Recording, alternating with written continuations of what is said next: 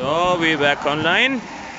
This is my car, Honda Accord 2.4 VTEC. As you can see, it's a blizzard, and luckily we are inside the shop.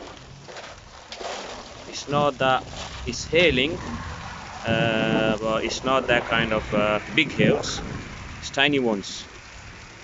So nothing to worry about, inshallah. Don't be scared of coronavirus.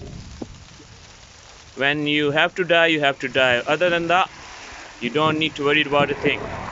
Corona can't do anything to you whatsoever, inshallah. So stay home, stay safe, and do your prayers.